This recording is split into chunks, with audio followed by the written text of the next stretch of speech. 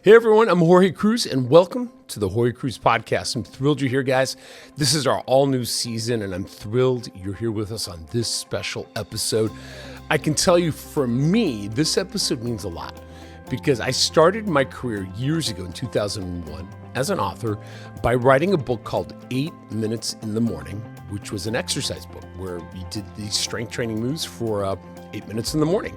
And I can tell you it changed my life forever because it was translated into 16 languages and it sold 8 million copies and it just went around the world. It was amazing. I'm grateful to my buddy Tony Robbins. He wrote the introduction to that book. And I'm grateful to Oprah for putting me on the map because a few years prior to that, a lot of things led to that point. And I thought I'd share that with you because in today's world, a lot of times we get stressed over a lot of things. And I can tell you, when you think life is happening to you instead of for you, there's a difference there. You get stressed, you get angry, you live in fear. And that's when your ego, which we talked about in the last episode, kind of gets all fired up. And I can tell you, if you're all fired up, today's episode is going to help you feel great all day. Partly with what we say here, but I hope with some action I'm going to ask you to take at the end of this episode where you're going to exercise.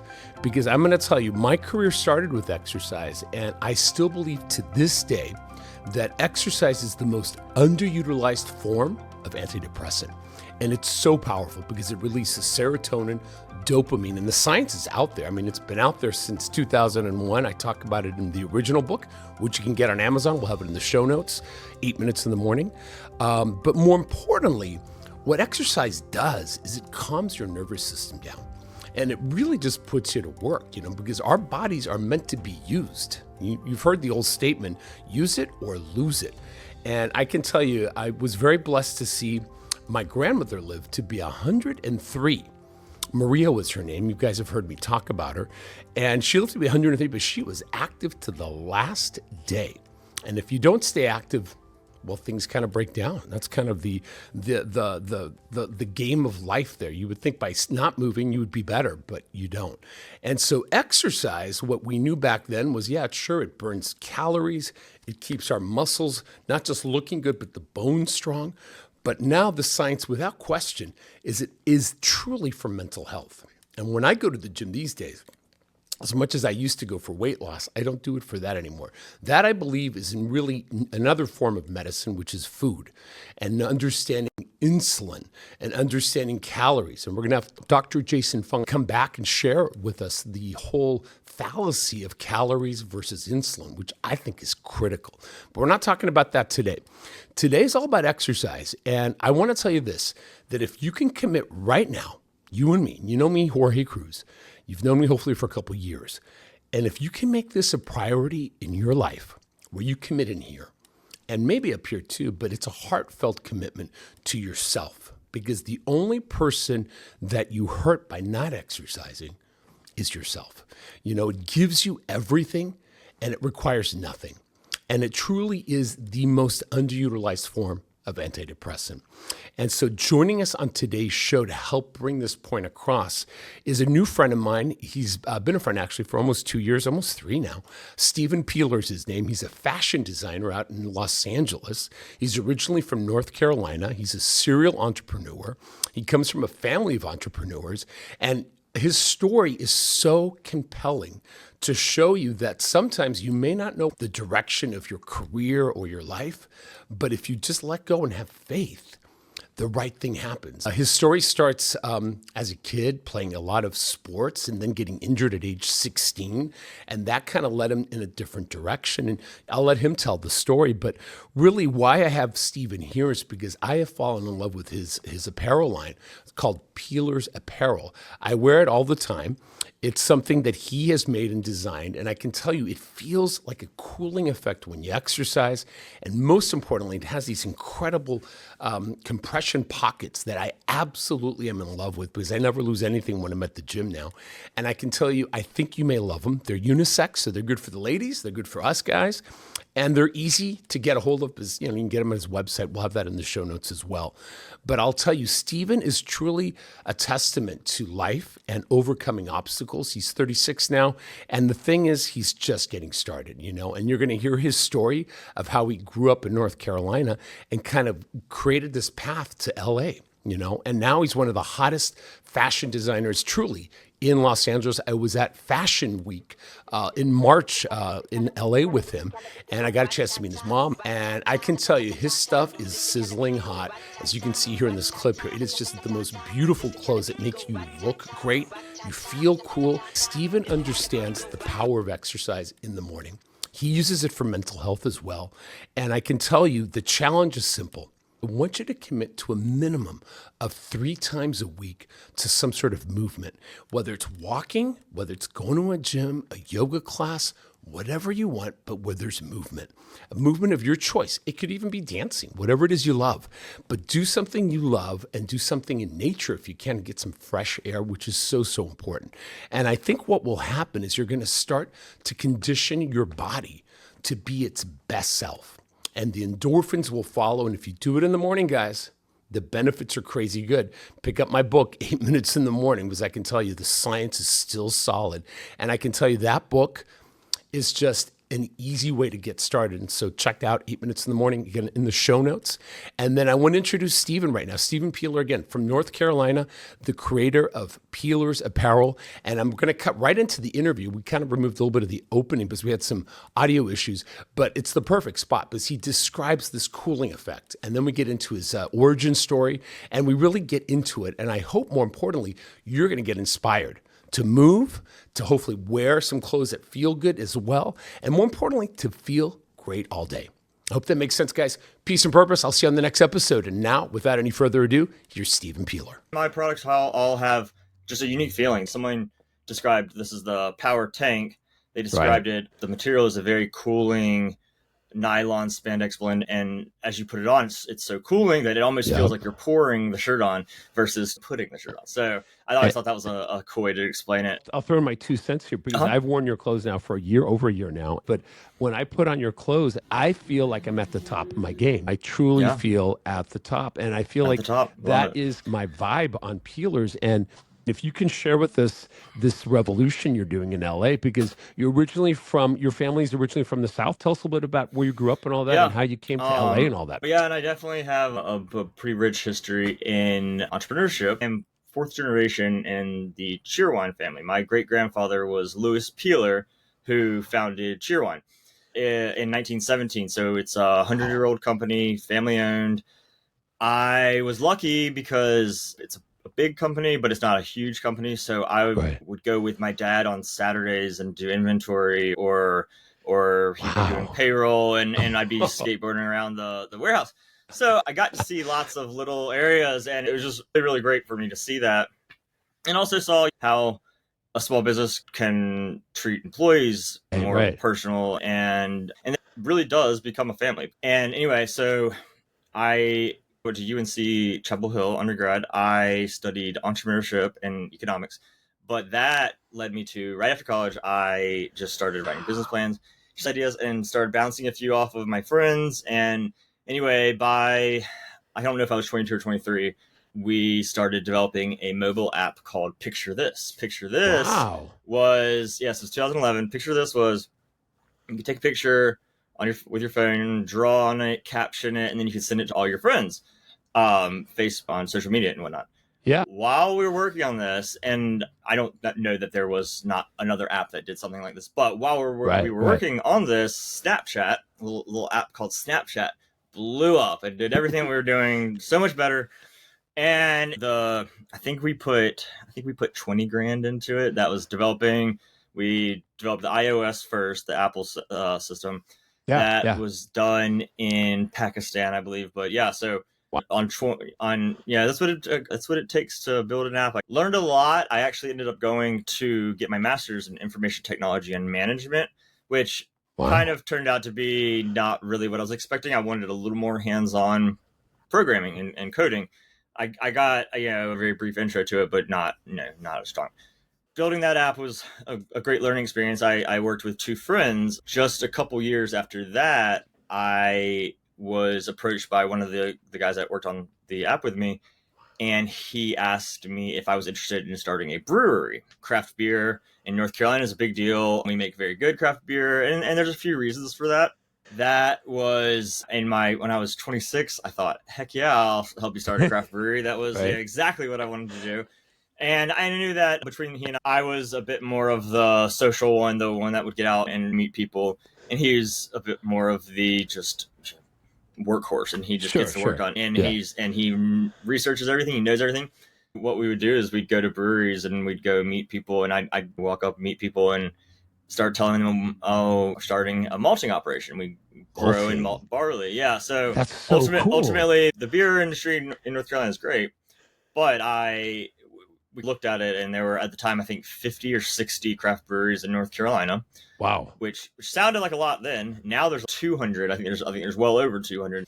But what we decided was we could make beer and we could compete with all these other small independent craft breweries that are making already very good product, or we could take a step back and look at what does the industry need. Wow. And one of the needs of craft beer is malted barley. Malted barley is to beer what grapes are to wine. It's the fermentable sugar that you're getting out of the barley. And it's also a very bulky product. So besides the water is very heavy, of course, but Yeah. the cereal grain, barley usually, or wheat or rye, but barley is the most common. It's the second most voluminous or second heaviest input in beer. So Wow. if you're going to make your beer with local ingredients, to import a bunch of products, you don't want to import your heaviest. Yeah, no, it's funny. For about 3 years, maybe more, while starting that brand, I would have my mom, or not just my mom, but I would have people ask me, "Oh, how's the hops business?" Because everybody thinks hops. Yeah. Because you describe a beer, oh, this beer's hoppy, this beer's not hoppy, but every single beer has malted barley in it. There's just not a beer without it. So yeah, no, I learned a lot about agriculture and growing. That, being from North Carolina, I take a lot of pride in that. I understand that part of the supply chain better, and so that was great. Learned a lot. I'm still involved, but just from California now. Wow. And but yeah, I did that for about 5 years.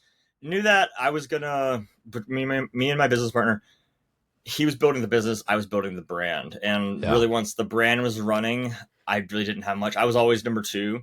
Yeah. So that was my retirement from malting barley, and it was about time. I was drinking a lot of beer and just could not get rid of that extra weight. So no matter how much yoga I did, by the end of college, I was pretty. I wouldn't say out of shape, but I was not in the best shape, and really decided that I didn't want to be like that. So I started to work out. A hip injury, but I actually feel it in my back. Oh my God. That was from high school. So at 16 years old, I have this hip injury. Holy. I can't even, just a few years later, I can hardly basically get out of bed in the morning.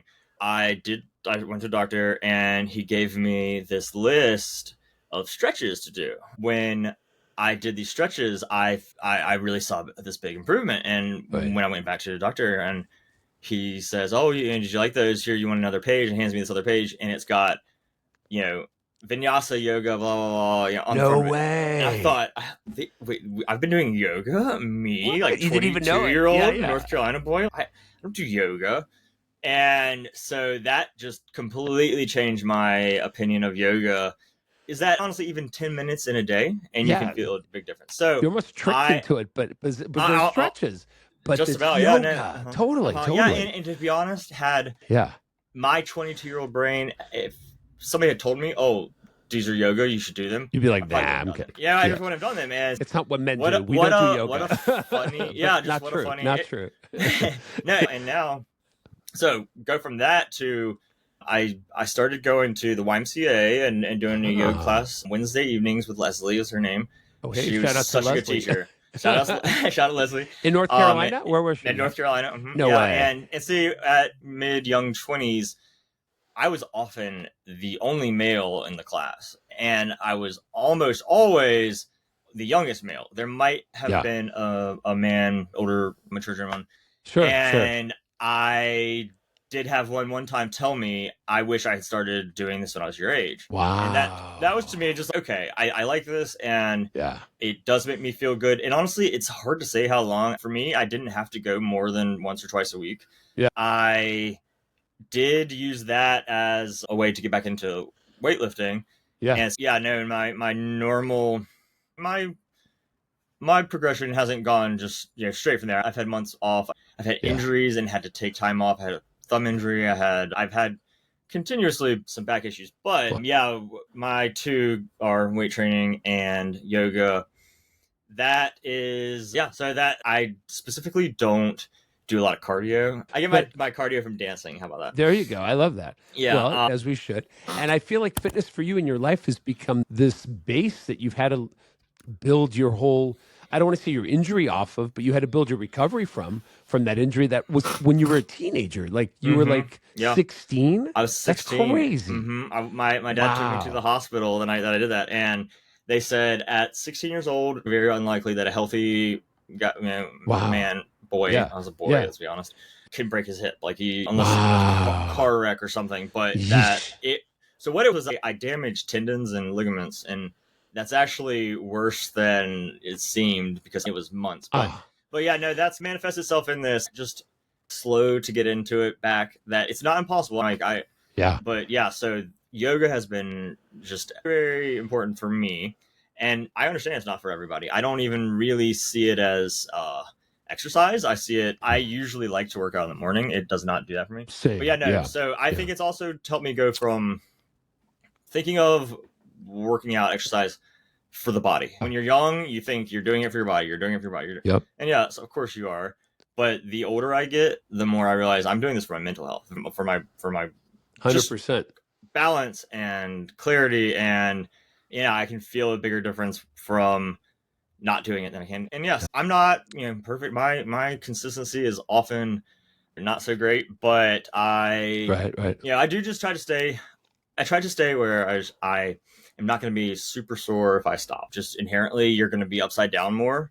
And so a couple of things I wanted to change is that if you're just wearing a t-shirt and you go into down dog, your shirt's going to constantly be coming up, constantly pulling it down. The flagship product are Peelers. It's the compression legging. And I worked really hard on getting it the perfect weight fabric so that it's coverage and support that you need, but also still breathable and light enough that you won't get too hot.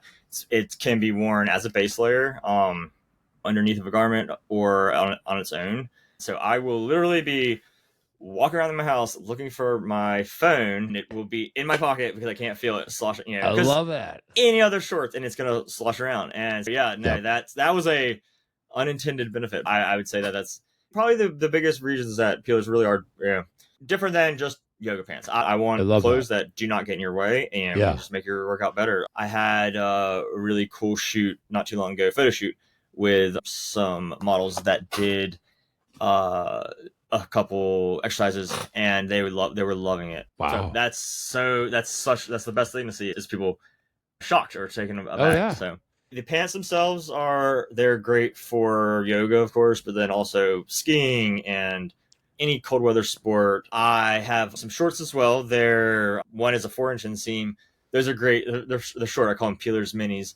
Those are great for bodybuilding and any type of hot weather outdoor sports. I understand that not everybody's going to want to walk out of the house wearing compression leggings. So I made these short splits. They're like 3 inseam. They look like a little running short, 70s running short.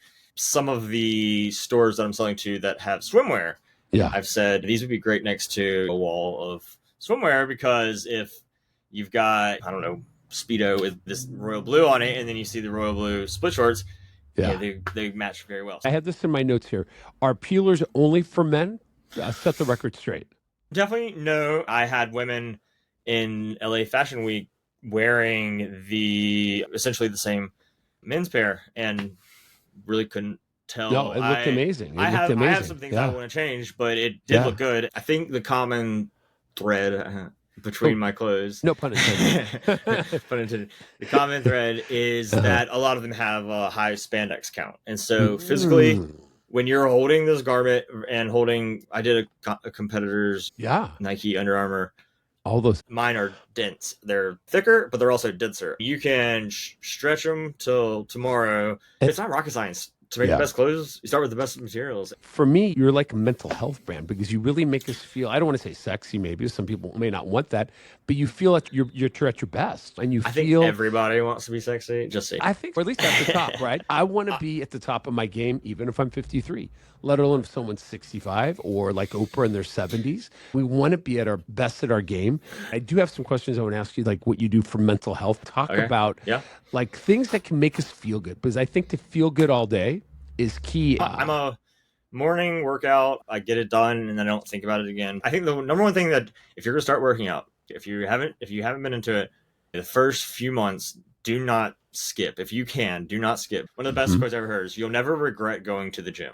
You can really be like, "I don't want to go today. I don't feel good. This is gonna make me feel bad," and then you do it, and you're like, "I'm glad I did that." But I would say like there almost nothing is better than just taking a walk. Yoga is obviously one of my go-tos. I don't really see it as an exercise as much as meditation. I like to do vinyasa. It's a lot more flow, a lot more movement, and in all of us, our bodies can go further than our minds tell us we can. If That's so true. somebody had a gun to your head and told you to run a marathon, you could run a marathon, and you wouldn't think you could. You don't want to get shot in the head. I think what you've shown us in today's episode is not only is fitness critical for fitness, but for inner fitness, Stephen. And now your clothes are giving people, going back to books and all that, but giving them a way to look extra sharp on the outside and feel their best. Give us how people can get in touch with you. And more importantly, if they want to try Peelers, obviously the website and all that. So please tell us where to find you, please. The whole collection is available at www.peelersapparel.com. Peelers Apparel, APAREL.com.